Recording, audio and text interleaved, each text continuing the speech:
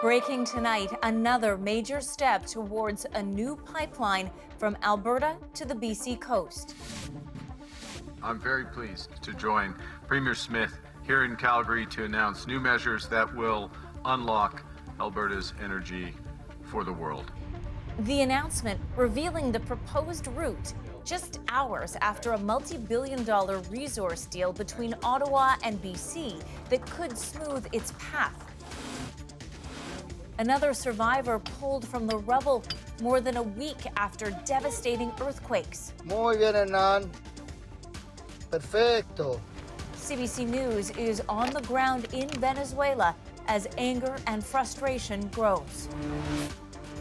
And the Neuralink chip that lets a Canadian ALS patient communicate with only his brain.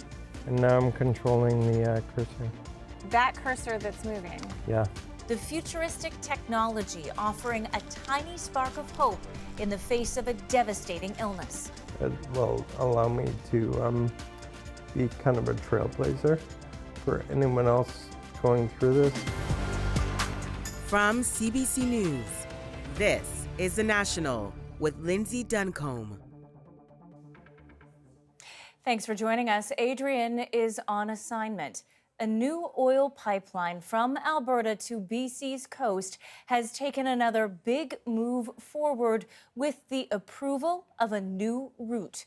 The premiers of both provinces shaking hands with the Prime Minister, cutting deals to cut a new pipeline path from the oil sands to the Pacific along an existing route through BC, ending at an expanded port of Vancouver. Aaron Collins is in Calgary tonight. Aaron, let's go over what we've learned. We've learned a lot today, Lindsay. Of course, the headline is that we do have a proposed route now, and it's heading to the south, as you mentioned, along that existing Trans Mountain corridor, not to the north, which had long been the preferred route of the Alberta government. The best route for a new pipeline is one that goes through one that already exists, south through the Trans Mountain corridor to our Pacific coast, the gateway to the world's fastest growing markets. We determined that this route offers the fastest, most cost-effective path to expanding Canada's energy exports. So, Aaron, this moves forward a plan that Alberta and Ottawa agreed on last year, the Memorandum of Understanding. Yeah. Right, and that agreement was really seen as a game changer, Lindsay, a way forward, a plan to get that pipeline from Alberta's oil sands to the Pacific coast. That deal signed last fall billed as a grand bargain between Alberta and Ottawa.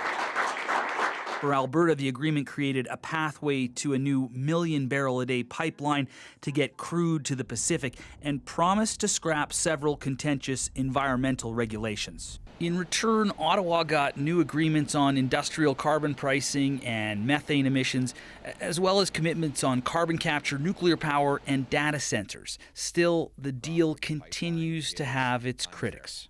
What the federal government needs to do is get rid of all these conditions, get rid of the industrial carbon tax, the anti-development laws, the pathways requirement, and let the private sector build this pipeline with private money. So, Lindsay, a couple other important hurdles were also cleared today. We've got a private component to this deal now. Pembina Pipelines will be involved in building the pipeline and that terminal on the west coast, and we're hearing the final agreement for a large carbon capture system built by the major oil sands producers in the oil sands will also be coming close to completion. So we have a route and a lot of pieces falling into place quite quickly. Yeah. A lot of pieces coming, a lot of things moving quickly. Of course, the next thing is that this has to be approved as a major project by the government. If that happens, we could see shovels in the ground by 2027, fall of 2027, and oil moving, Lindsay, by 2033. Things moving quickly. Thanks, Aaron. That is Aaron Collins in Calgary. The new route also got buy-in from an unlikely source, BC's premier, who's voiced opposition to new pipelines. Caroline Bargout now on the deal that the province has made with Ottawa. This is a historic day. Standing alongside BC Premier David Eby, Prime Minister Mark Carney announced billions of dollars in federal money that will flow to British Columbia. This agreement is comprehensive, it's ambitious, and it will help transform the entire Canadian economy. There's $10 billion to upgrade the Port of Vancouver, $500 million to expand the Red Chris copper mine, $3.5 billion for the first 2 phases of the North Coast transmission line, and up to $3 billion to replace the Massey Tunnel, a key Vancouver Road corridor under the Fraser River.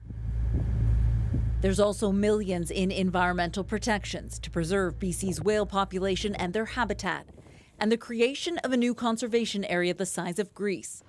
All this seemingly to soften the blow of a new Alberta pipeline that could run through the province. We have anxiety about the impact of any new pipeline project, period, on British Columbia's coast, which is why in this agreement there are very clear safeguards in place around spill protection, around British Columbia's participation. Perhaps most crucially, Ottawa will keep a tanker ban in place which prevents large vessels from stopping, loading or unloading oil at ports along BC's northern coast. This has not been about blocking Alberta's access to oil markets. This is, and it always has been, about keeping this special place free from oil. Even prior to this last This political scientist says the concessions from Ottawa feel a bit like a quid pro quo. By playing ball with the federal government on a pipeline, by removing a political obstacle to getting it done, they in turn are being helped on a number of other fronts. By playing ball, Eby is making a bet that an extended tanker ban and a lot of new investment can offset disappointment from voters who oppose a new pipeline. Caroline Bargout, CBC News, Vancouver. Large parts of Ontario and Quebec remain under heat warnings tonight, and power outages are making things worse for tens of thousands of families following yesterday's powerful thunderstorms. Alexander Silberman shows us the link between these extreme weather events. In the scorching, humid heat, Montrealers are trying their best to keep cool. And ice cream is perfect for this day. Temperatures in the city continue to soar into the low 30s as a persistent heat wave hangs over large parts of Quebec and Ontario. It's a little bit unbearable. In Montreal, water stations are helping people stay safe at the city's jazz festival, with the humidity here making it feel like 42 degrees. And it's hot, man, it's hot, but you know what? I like it, I love it. Environment Canada says a slow-moving air mass from the U.S. is causing extreme temperatures to linger.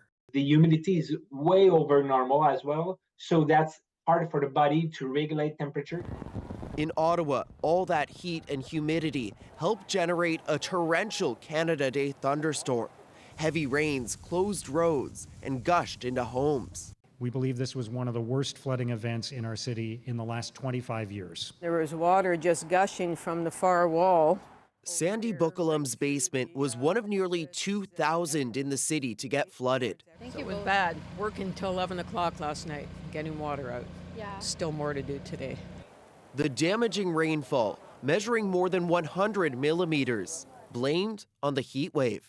Heat and humidity are two of the main ingredients to generate very strong thunderstorms. In Toronto, the muggy temperatures come as thousands gather outside for the World Cup. I love it. I'm from Mexico, so I'm used to it.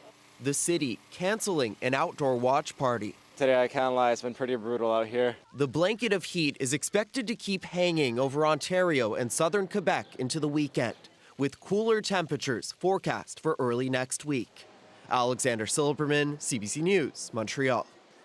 Manitoba has requested federal help to deal with widespread flooding after parts of the province were inundated with rain this week. Ian Fraze shows us the destruction it caused. The water came fast in west central Manitoba. Locals say their sandbags were no match. It was just me and my neighbor trying to keep up with what we were dealing with, and it was just a losing battle. As much as 200 millimeters of rain fell in 2 days, overwhelming Swan River and forcing 150 homes to be evacuated. It's the second major flood in the River Valley in less than a month. More than 30 communities have declared states of emergency, and the province is requesting federal help. Premier Wab Canoe toured the damage from above. Folks in the parkland have seen flooding before, but not like this, not to this extent. In Dauphin, floodwater poured into the hospital, forcing patients to be moved out and staff to improvise. Makeshift ER? Pretty much, yeah. Got an obstetric set up here. Near Swan River, farmers were searching for higher ground. If we were going to wait any longer, we would be trapped in the farmyard. Johnny Wintoni thought his livestock were safe in the barn, but eventually loaded them up and got out. And they felt water on their hooves already. I think they knew that they had to go. But leaving wasn't an option for campers at Duck Mountain Provincial Park. All roads out have washed away. People around us have tried with trucks and side-by-sides to access back roads, and almost everybody we've spoken to have had to turn around. This is really severe. This is really extraordinary events that are happening right now. Manitoba is experiencing a punishing month of extreme weather. Tornadoes have touched down, and the city of Brandon was drenched with rain days ago.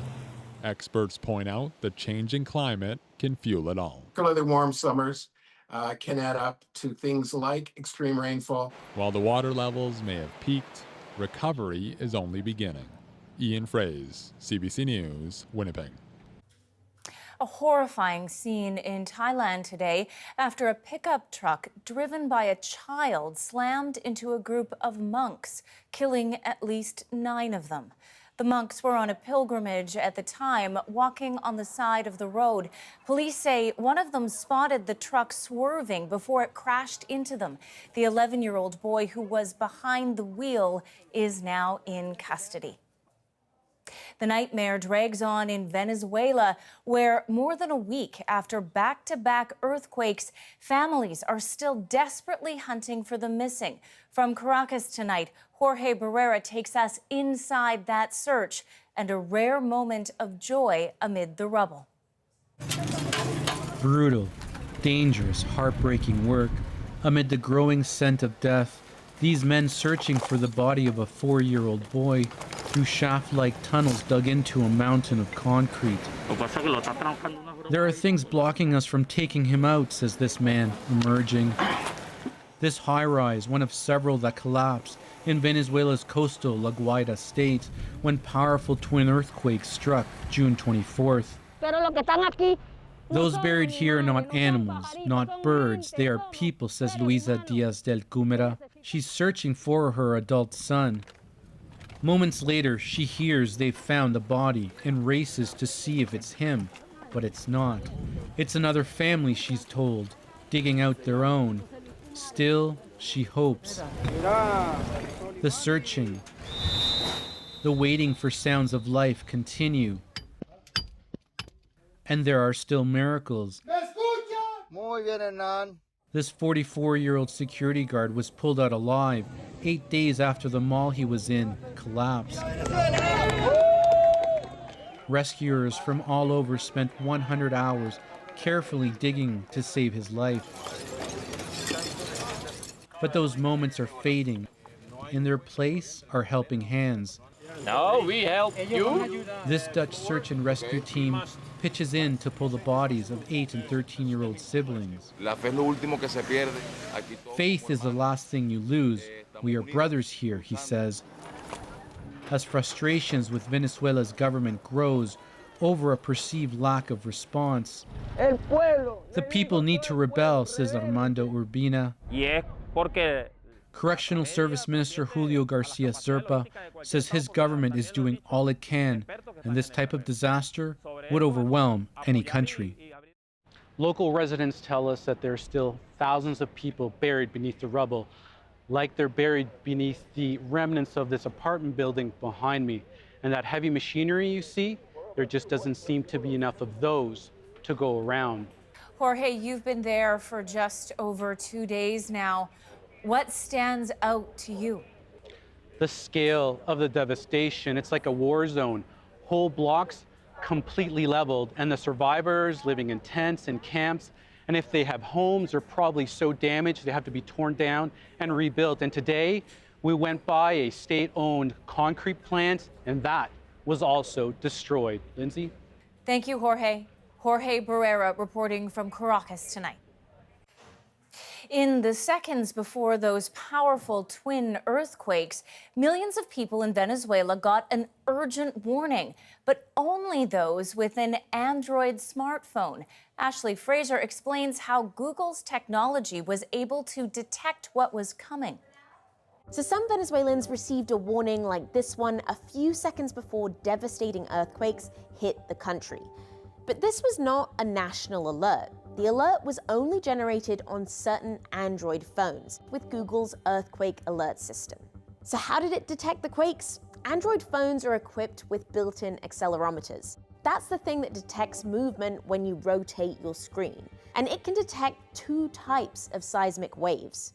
While S waves, or secondary waves, produce the shaking you feel during an earthquake, the phone is able to detect what comes first, the P waves, or primary waves.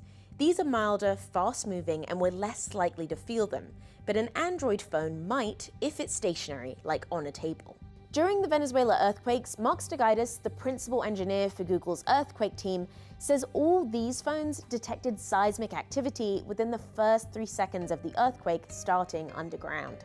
Then, around 9 seconds after the earthquake started, the first alert was sent out to phones in these areas.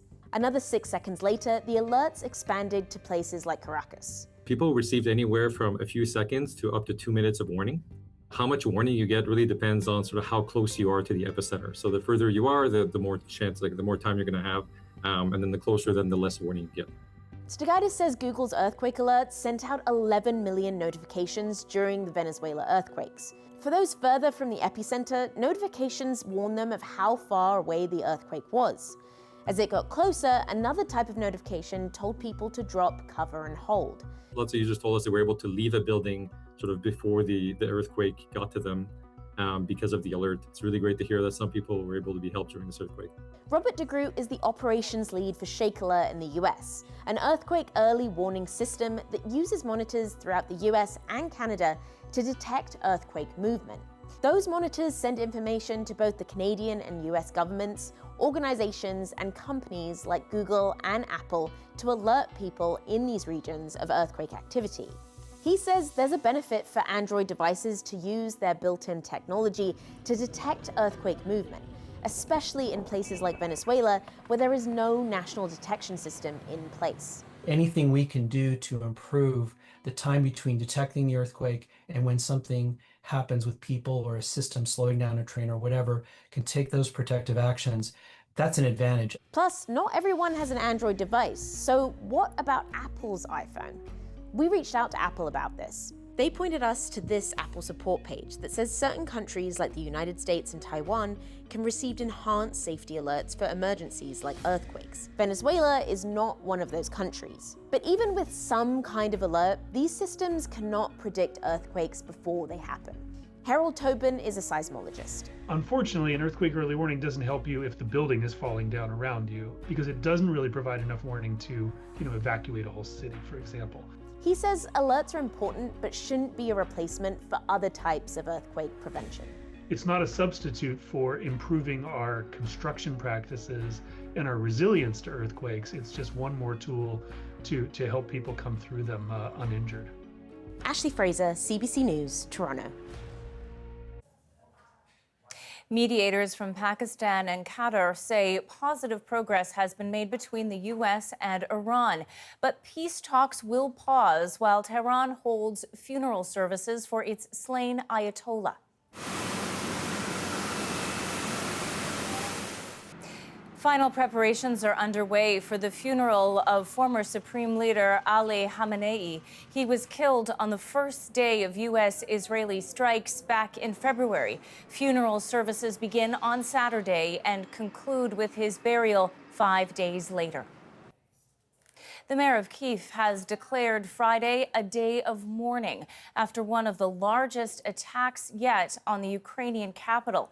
For 11 straight hours, Russia pounded the city with drones and missiles. As Briar Stewart explains, the strikes are retaliation for Ukraine's recent war successes.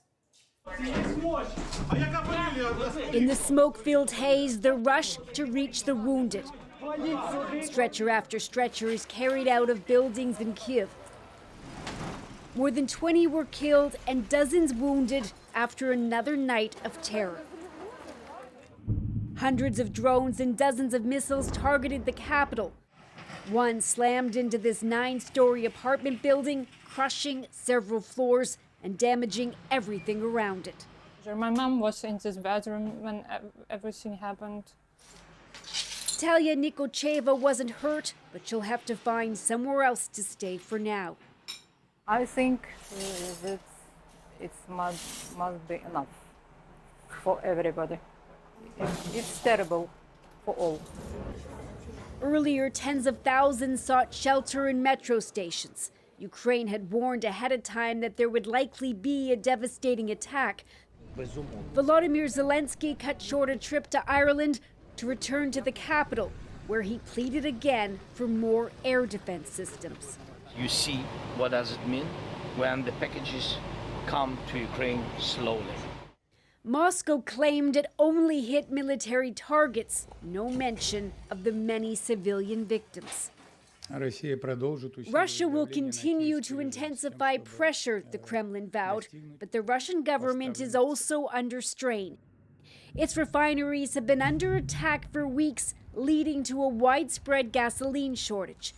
In Kyiv, many believe the attack overnight was about retribution. But they want Ukraine to keep pushing. It means that we are hitting the weak spot and we have to do what we're doing. Even though the country keeps suffering under the stress of a relentless war. Briar Stewart, CBC News, London. The World Cup's time in Toronto is coming to an end, but not before a marquee match. I grew up watching Ronaldo, Modric, both of them. So for this to be the last dance, it hasn't hit me yet. Two legends go head to head. The fate of their countries hang in the balance. Taylor Swift mania takes over NYC. I absolutely hope she's getting married at Madison Square Garden. Why speculation's heating up. And a wedding shoot shakeup. I just thought we were going to walk outside and do our photos and nobody would be there. We're back in 2.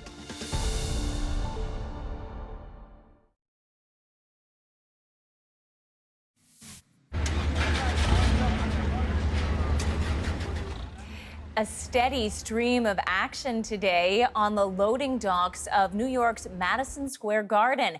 That is where a wedding ceremony for pop superstar Taylor Swift and Travis Kelce is expected to take place Friday evening.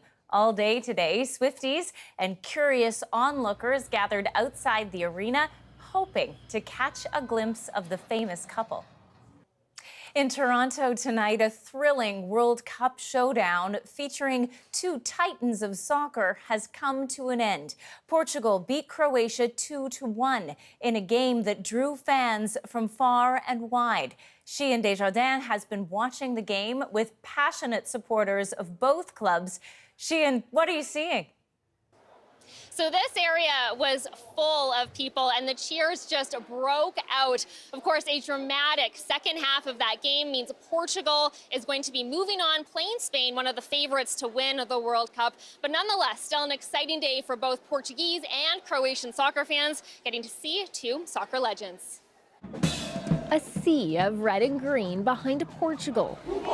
An army of red and white behind Croatia. Two European soccer powerhouses battling on Canadian turf in the sweltering heat. I don't think you can underestimate the significance or underrate the significance of these two communities being able to celebrate two of the best players of all time playing in Toronto at this World Cup. It's very likely the end of an era, the final World Cup for legendary superstars Cristiano Ronaldo and Luka Modric. And fans don't want to miss it. Having Cristiano Ronaldo, the Portuguese squad, Modric and the Croatian squad, the last World Cup tournament for them, It's huge. These Portuguese Canadians flying through the night to see the match in person. Even for the people who don't understand the cultural significance of what's going on, it's just they can appreciate the electricity of the city and just seeing how excited all the Portuguese fans are to watch this. Here from all over the world, coming together to get in on the action. Oh my goodness, such a big game. It's like an emotional one. But still, some are not quite ready to say goodbye. I grew up watching Ronaldo, Modric, both of them. So for this to be the last dance, it hasn't hit me yet. Ready or not, for one of those players, that last dance on the world stage seems to have come. An incredible way to cap off the World Cup here in Toronto, hosting two great players for the final game in the city. So that is it for Toronto, but FIFA is not through with Canada just yet. Yeah, that's right. So the final match will be taking place in Vancouver, part of the round of 16, and exactly which teams will go head-to-head still yet to be determined. Thank you, Sheehan. That is Sheehan Desjardins in Toronto. Thank you. A chip embedded in the human brain is giving people with severe disabilities an extended quality of life. And now I'm controlling the cursor. That cursor that's moving, Yeah. that's just being controlled with your brain. Basic communication, power over prosthetics, and the potential for more breakthroughs. Despite a ceasefire of nearly 9 months, conditions in Gaza remain catastrophic.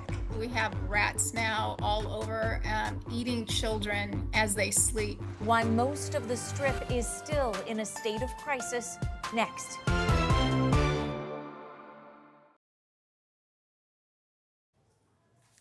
A Vancouver police officer living with ALS is banking on a revolutionary technology to improve his quality of life. Lee Martin recently had a Neuralink chip implanted in his brain. He's hoping it will allow him to communicate longer and more effectively as his health declines.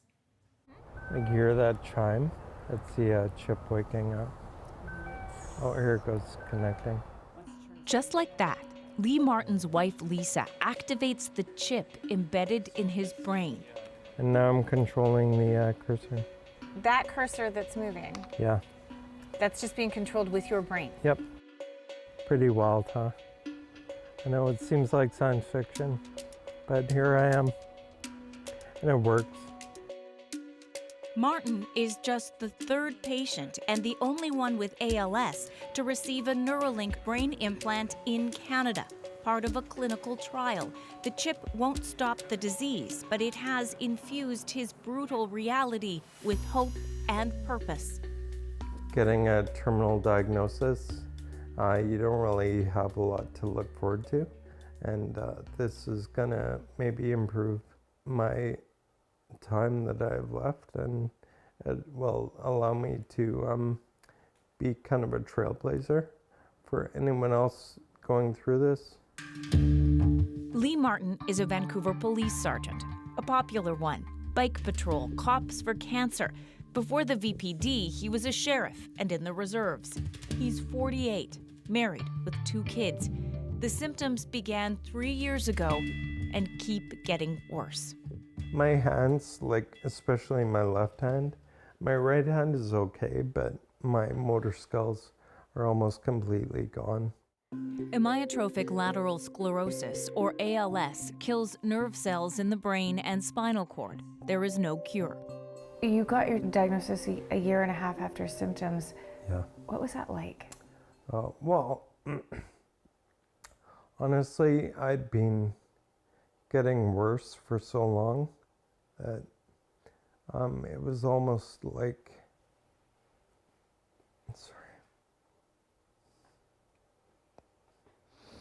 Eventually, he won't be able to speak, eat, or breathe. Just gotta catch my breath. Yeah, of course.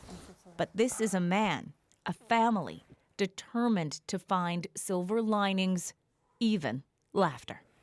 I knew I was gonna cry. Like, I bet I'm gonna fucking cry. No. I'm going to be on national news crying. It was Lisa who heard about Neuralink through an ad on Facebook. Let's sign him up. No doubts. I signed him up, yeah. Yeah. Why? Because that was sort of our last option. Neuralink is a startup owned by Elon Musk, blurring the boundaries of human and machine. More than 1,000 tiny electrodes, each thinner than a human hair, are inserted into the brain's motor cortex. When successful, those electrodes send signals through Bluetooth.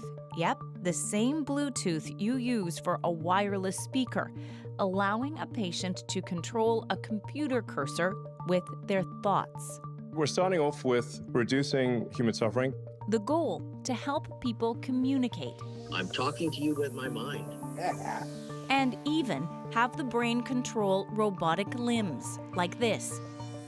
Clinical trials for patients with ALS and spinal injuries are happening now, including at UHN's Toronto Western Hospital with neurosurgeon Dr. Andreas Lozano. We're dealing with the first few patients in the world that have had this technique and that had the benefit of this technology. The idea is to do this groundwork to see whether this is indeed safe and effective. Last summer, the hospital says it successfully implanted the chip into 2 Canadian patients with spinal injuries. Martin qualified over Zoom to receive a Neuralink implant, just the 26th person in the world to have the procedure. Dr. Lozano will make the incision, but then it's up to this 2-meter-tall robot to actually implant the device. And the robot is crucial because it's much more accurate and precise than a human neurosurgeon could do. And so we rely very much on the robot to help us with this task of implanting 1,000 electrodes in the human brain.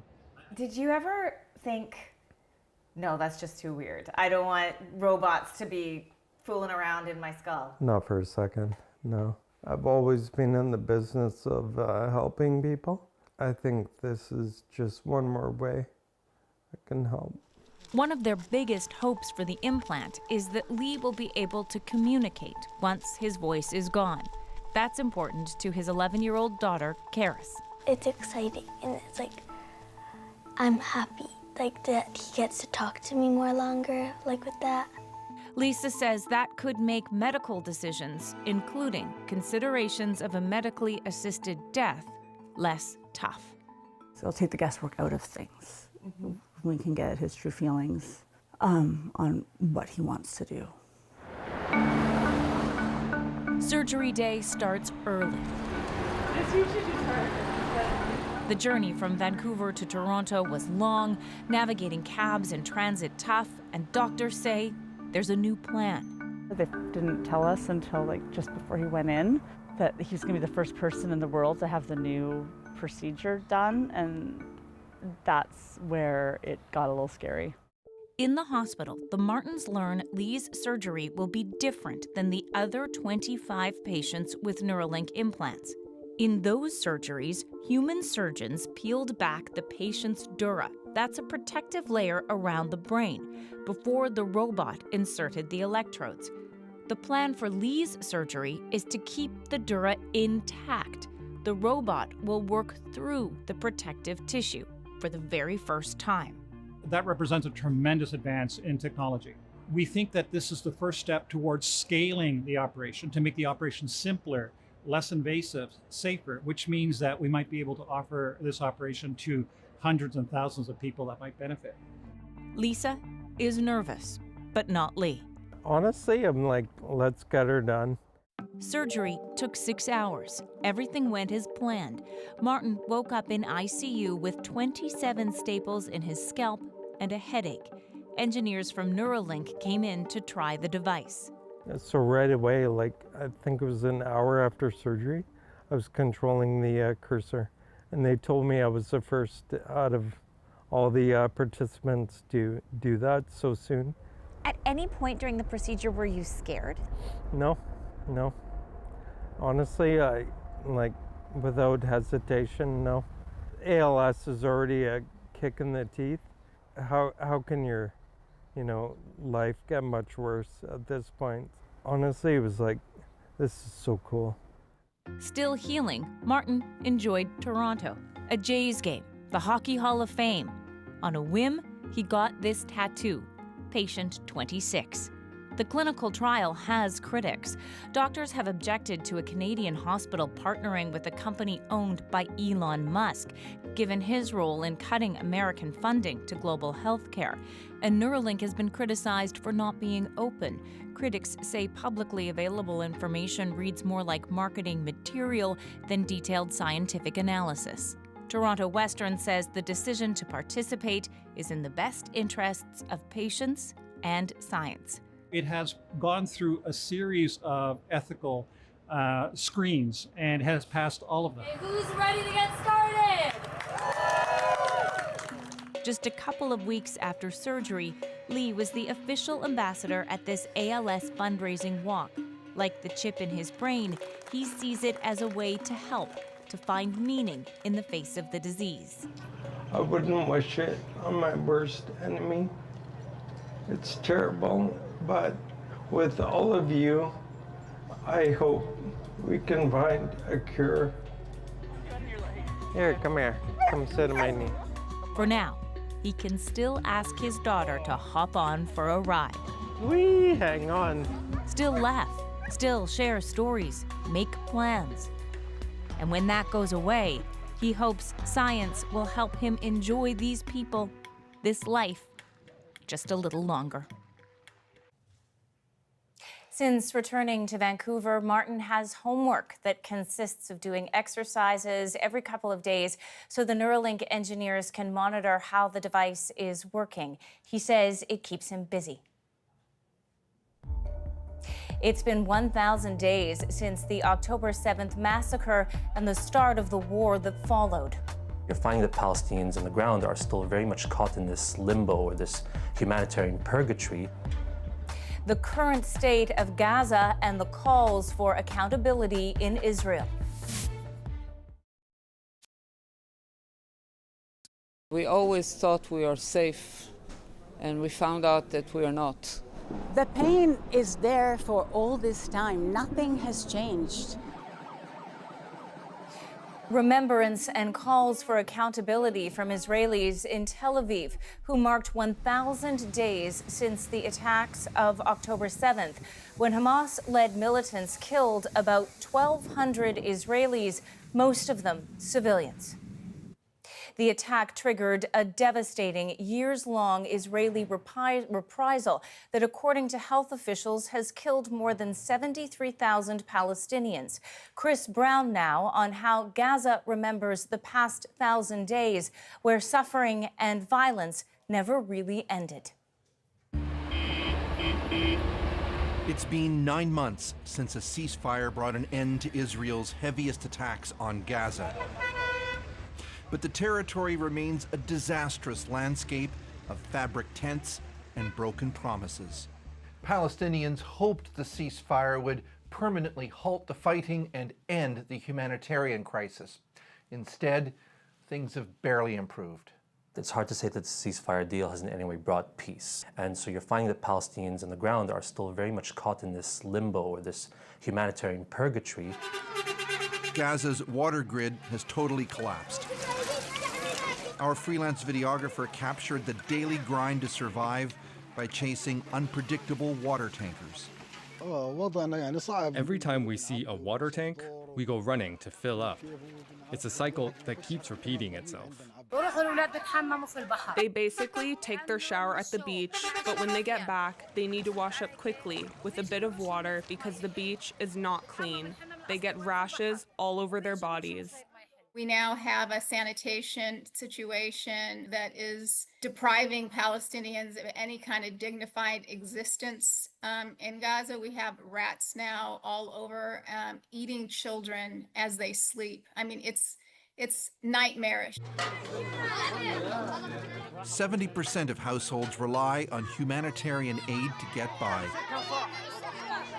Only in a few areas where the damage from Israeli bombing is less severe does life even begin to look normal, and only for those with money.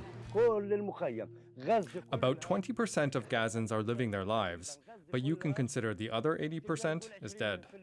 If you don't have money, you can't buy anything. I can't buy a kilo of sugar. I wish I had sugar to put in my tea. Israeli attacks on Gaza over the last 9 months have killed more than 1,000 Palestinians, and UNICEF says of those, more than 260 were children. 4 Israeli soldiers were killed over that same period. At the start of the ceasefire, Israel's military controlled 53% of Gaza, squeezing more than 2 million Palestinians into a tiny slice of land. Since then, the IDF's footprint has deepened, and Israeli Prime Minister Benjamin Netanyahu says his target is to control 70% of Gaza. As that so-called yellow line delineating Israeli control pushes up against more Palestinians, there are few places for people to go. We live near the yellow line. We're living in our house and we wash our clothes, but when we hang them up, the bullets fly right through them. When my sons wear their clothes, there are holes in them from the bullets. Among the biggest bottlenecks is disarming Hamas. Israel says it wants the militants to give up all of their weapons, but Hamas says it needs to keep some to deal with crime and other militias that Israel has armed. It's also demanding a path to end the Israeli occupation. The militant group is depleted but intact, although public criticism is becoming more frequent. What Hamas did was unbearable to Israel, so they are both responsible for what happened to the people. He means the Hamas attacks of October the 7th, 2023, which killed 1,200 Israelis and led to the war in Gaza. The Board of Peace, we call it. U.S. President Donald Trump set up his Board of Peace to manage Gaza's post-war transition, but there's little progress to point to, and some analysts believe the board's true purpose is to clear Gaza entirely. The plan is to make it uninhabitable for Palestinians and to induce Palestinian flight. The idea of the rebuilding of Gaza is not meant to be for the habitation of Palestinians in Gaza. In a statement to CBC News, Israel's aid distribution agency said biased claims are creating a false impression of a humanitarian crisis in Gaza to discredit Israel. Going forward, analysts fear Gaza could be facing 2 scenarios. One where the humanitarian situation deteriorates further, and another that's even worse. The Israelis may decide for whether political reasons or military reasons, or both, that they want to restart a major offensive on Gaza. In Gaza, the bombs may be fewer, but the battle for basic survival has become a permanent landscape. As you heard, Israel says it has no plans to leave Gaza. Earlier this week, the country's finance minister called on the government to complete its conquest of Gaza and said that plans for 3 settlements within its borders have already been prepared. Coming up, Croatia fans jump in on a wedding photo shoot. We kind of just got circled around and just started doing different chants and just jumping and just celebrating. How 2 celebrations merged into one, next in our moment.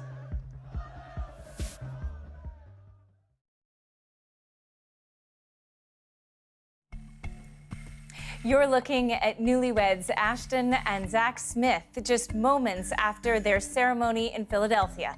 Their plan was to take some photos outside City Hall. Thing is, their wedding day lined up with a World Cup match, and a group of Croatia fans had other plans. What came next makes our moment. One of the security guards was like, hey, there's a Croatian World Cup parade. Like, I don't think you guys are going to get pictures. And we both looked at each other and were like, well, let's just try it anyway. A lot of the headlines say that Croatia parade crashes wedding party, but they were there first. I was like, oh, we just got married, and right away, like, all the heads turned. They all kind of stopped what they were doing, ran over with their flags and all the cameras in our face. I just thought we were gonna walk outside and do our photos and nobody would be there. We got married in the Wanamaker building. The plan was to do our bridal party photos at City Hall. First was the one guy with the huge Croatian flag waving in our face, and that kind of drew the attention of the other fans in the parade. And then everybody ran over. We kind of just got circled around and just started doing different chants and just jumping and just celebrating. They were like, "Can we come to the wedding?" The Croatian fans you see there were singing traditional wedding songs. And by the time the couple got to their reception, they were already trending online, and they are receiving offers for places to stay if they want a honeymoon in Croatia. For all of us at The National, thank you for being with us. I'm Lindsay Duncombe. Take care.